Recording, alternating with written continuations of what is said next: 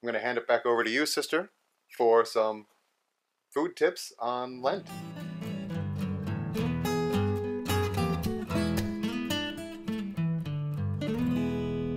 Let me begin this brief segment, everybody, by noting that some have written to me and said, Sister, I don't think I am getting the point of Lent because I think too much about food during this fasting period.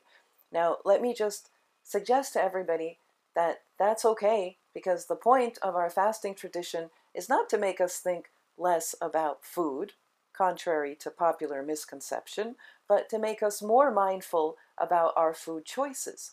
Because what does many of us in, health-wise, regarding food, in the areas of the world where we have an abundance of it, is that we are too thoughtless about food. That every time one sees a Starbucks or a Cinnabon, perhaps even, or a McDonald's, one is reaching into what for one's wallet and easily making choices to to eat, and often this is also without gratitude. And so taking being slowed down with food and having to think about it sort of recharges our self-discipline in a way that is useful for the rest of the year as well. So anyway, some ideas, I've already shared them with you before, but just to suggest, if anybody's interested in comparing notes with this whole business of fasting, around here we make a bunch of hummus. This is just a jar of some sort, but here we have a whole lot of hummus for several days, okay? You can put the chickpeas that are already boiled into a jar. You use something like this kind of a mixer. I don't know what it's called. It's very easy. Takes about 1 minute to make, and you add stuff like you can add the pickle juice to this, and I add cumin. That is something that I learned in the Holy Land that is added to hummus. But there's all sorts of ways to make it. The simplest way, and if you're fasting on weekdays without oil, is simply to make it like that. But you can add lots of different things to hummus, make it different colors. If you put beets into it, I've seen a greener kind of hummus that is made with, also blending olives in there. Anyway, that's good for snacks. You can put it on rice cakes or whatever in between meals if you need something to, make you last to the next meal. This week, amongst other things, we cooked up a big, well, this isn't that big anymore, but it was a bigger pot of lentils. Lentils rich in protein and iron, so you need some sources of that, besides, of course, fresh fruits and vegetables. This is something I have in the morning with black coffee. Then also in between the meal, around here we have one meal, and that is in the early afternoon around 3 o'clock. That is a warm meal, something like a nice portion of, say, the beans, mixed with some vegetable, or of the lentils mixed with some vegetable. And you could do this according to Weight Watchers points if you're looking to lose weight. And then when there are not church services, the first week of Lent, there happened to be a church service in the local church every evening, not every single morning. Anyway, one tries to get some exercise too, because Lent is about physical and spiritual fitness. And we make shakes with almond milk. We put frozen berries with sliced frozen bananas into the blender with some almond milk. What's good about almond milk? Well, the kind you buy in the store is enriched with vitamin D and also vitamin E, that vitamin D and calcium. So these are things, particularly calcium, but vitamin D is important as well. But calcium, when you're not having dairy products, my friends, it's important for the bones and for preventing osteoporosis and all sorts of things. And vitamin E, very good for your skin. Indeed. Right? Yes. You want to stay beautiful and healthy during Lent, right? Because it's no use if you have no strength to go on.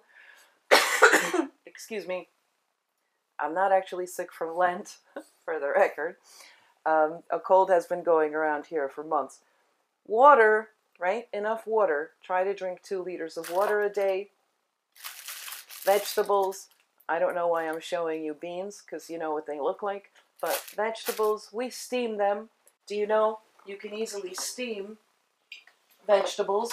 And there's a thingy like this that is popular in Austria, actually. You stick it into a pot. You see, you have a pot, and you put the vegetables into this thingy. I don't know what it's called, but I find it very useful. You put just a bit of water into the pot, and then you put your sliced vegetables in there, and they cook very quickly, usually, depending, of course, on the vegetable, but it's a healthy way to have vegetables. If you're fasting with oil, oil is always allowed, wine and oil on Saturdays and Sundays. So today, tomorrow, wine and oil. We have full divine liturgy today and tomorrow, not during the week. Fasting is stricter during the weekdays, both liturgically and dietarily, if I could say it that way. Anyway, I shared some ideas with you, my friends, and you can take it or leave it. Just a few ideas. We'll try to improve this cooking segment, Rob, right? Okay. Maybe Rob will have to wear an apron and demonstrate to you some of these cooking tips. Yeah. But you're probably better cooks than we are around here. Mm-hmm. But Artie's the one who enjoys the cooking, so Yeah. maybe we'll have him do it. You haven't met him yet. A crew member of mine whose name is Artie. He is also the fitness trainer around here. All right, everybody, please take care of yourselves also physically. Try to go for a brisk walk if you can, okay? It's a good season to take care of yourself, because that's what it's all about. As the reading today says of the Gospel on this Saturday of St. Theodore, the reading actually says, it's the reading where the Lord reminds us that the Sabbath is for man and not man for the Sabbath. So these rules and traditions that we have are for us, and we are not for them. So we want to take advantage of them and get healthy as we recharge both our spiritual and physical batteries this season of renewal. All right, now we have to wrap this up. Mm-hmm. Let us remind people, Rob, Yeah. simply, because we should make this short, Mm-hmm. simply of what we have to offer this Lent to accompany you if you want to be joining us in more in-depth explanations and motivations and information, really, about every step of this thing we call Lent. It's a rich tradition. We have a book called the Lenten Triodion that has all of the services and the complicated structure that is Lent according to the Byzantine Rite. And we're explaining all of that. You might know that I am, by education, a liturgiologist. So I have a doctorate in Orthodox theology and with a specific accent on liturgiology. So I like to explain things about liturgy and share what I can about this Byzantine liturgical tradition. So join us at patreon.com. We're putting up this link where you can join our twice weekly audio podcasts that for now Rob is doing together with me. This might change around here. However, Rob is my trusty sidekick also in the audio podcasts. All right, so subscribe. It's not expensive. It's $5 a month only, and you get a lot of contents because you get access to already over 180 audio podcasts on all sorts of central issues, on theology, in general Christian theology in the sense of topics like the cross, topics like what does the resurrection mean to us, how to read Scripture, how to make Scripture part of your life. And then there are sort of psychological, spiritual topics like how to deal with failure and rejection. The topic of, we recently put up as a sample podcast, if you want to listen to a sample before you sign up, we have a podcast that was very popular called Lust versus Freedom. So people who might have fallen into the trap of so-called unrequited love, stuff like this, just very different topics besides the church feasts and traditions, like I said, of the Orthodox Church and of other churches like the Greek Catholics who follow the Byzantine tradition. Okay, but also general human topics.